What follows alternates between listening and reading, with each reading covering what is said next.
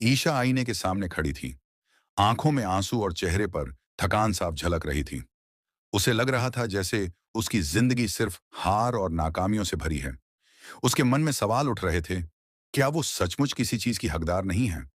क्या उसके सारे सपने अधूरे ही रह जाएंगे? तभी पीछे से एक आवाज आती है। वो सूरज था।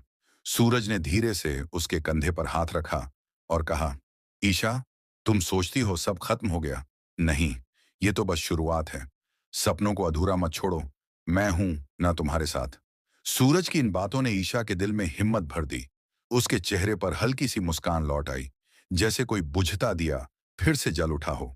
उधर बड़े घर में रौनक का माहौल था। रोशनी और सजावट से पूरा घर चमक रहा था। वजह थी, मेहमान आए हुए थे। हर तरफ गहनों और रंगीन कपड़ों की चमक थी। काव्या के हाथ में आरव की अंगूठी चमक रही थी और दोनों की आंखों में प्यार की झलक साफ दिख रही थी। लेकिन इन मुस्कुराहटों और खुशियों के पीछे एक गहरा साया छुपा था। इस घर की दीवारों के भीतर कुछ ऐसी साजिशें पल रही थीं जिनका मकसद सिर्फ एक था, आरव और काव्या का रिश्ता तोड़ना। गुलाब सिंह इस घर का वो चेहरा था जो ऊपर से वफादार और मीठा लगता था, लेकिन अंदर से चालाक और जहरीला था। वो हर पल यही सोचता रहता कि किस तरह से इस घर में अपनी पकड़ मजबूत की जाए। उसकी नजरें सिर्फ ताकत और जायदाद पर थीं। अगर आरव और योजनाएं बर्बाद हो जाएंगी, ये रिश्ता किसी भी हाल में नहीं होना चाहिए, उसने खुद से बुदबुदाया। इसी बीच एक रात अंधेरा पूरे घर पर छा गया। अचानक बिजली चली गई और घर में सन्नाटा पसर गया।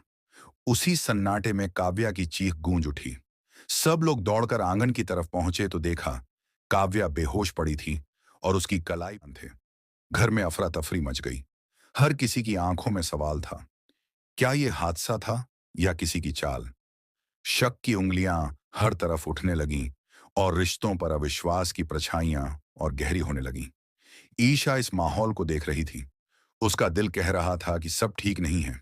वो जानती थी कि काव्या पर हुआ हमला किसी की साजिश का हिस्सा है थी और उसे अपने डर से बाहर निकलना था। सूरज उसके पास आया और बोला, ईशा, अगर तुम खुद पर भरोसा करोगी तो कोई तुम्हें गिरा नहीं सकता। अब वक्त है अपने सपनों को जिंदा करने का और सच को सामने लाने का। सूरज की ये बातें ईशा के अंदर एक नई आग जगाती हैं। वो ठान लेती है कि अब वो सिर्फ दर्शक बनकर नहीं रहेगी, बल्कि इस और साजिश का सच सबके सामने लाएगी। आरव और काव्या की सगाई का दिन आया। पूरा घर मेहमानों से भरा हुआ था। हंसी और शोर के बीच अचानक एक रिपोर्टर आ गया। उसकी आवाज ने माहौल बदल दिया। हमें खबर मिली है कि आरव और काव्या की शादी सिर्फ एक बिजनेस डील है। क्या यह सच है? उसकी बात सुनकर सब चौंक गए। काव्या की आंखें भर आईं और वो चुप हो गई। से उस रिपोर्टर की तरफ बढ़ा और बोला, यह रिश्ता मेरे दिल से जुड़ा है, किसी बिजनेस से नहीं। अगर किसी को शक है तो सामने आकर कहे, पीछे से झर फैलाना आसान है। सब लोग चुप हो गए, लेकिन दूर खड़े गुलाब सिंह के चेहरे पर एक हल्की मुस्कान तैर रही थी। उसकी चाल काम कर रही थी। धीरे धीरे घर की दीवारों में दरारें पड़ने लगीं। रिश्तों में शक और दूरी बढ़ने लगी। ताने और इल्जाम अब हर बातचीत का हिस्सा बन गए। माहौल ऐसा था कि कोई किसी पर भरोसा नहीं कर पा रहा था। ईशा को लगा, अगर कुछ नहीं किया गया तो यह घर बिखर जाएगा। उसने सूरज के साथ मिलकर एक योजना किया कि वो सच का पता लगाएंगे और साजिश करने वाले को बेनकाब करेंगे। एक रात ईशा और सूरज चुपके से गुलाब सिंह के कमरे में पहुंचे। दरवाजा धीरे धीरे खोला और अलमारी की दराज खंगालने लगे। वहां से कुछ कागज और एक रिकॉर्डिंग डिवाइस मिला। सूरज ने रिकॉर्डिंग ऑन की। उसमें गुलाब सिंह की आवाज साफ गूंज रही थी। ये शादी नहीं होगी, और अगर हुई तो सिर्फ मेरी शर्तों पर। जो मैं चाहता हूं वही होगा, वरना सब खत्म।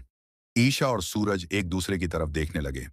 सच अब उनके हाथ में था, लेकिन सवाल यह था कि क्या वो इस सच को सबके सामने ला पाएंगे।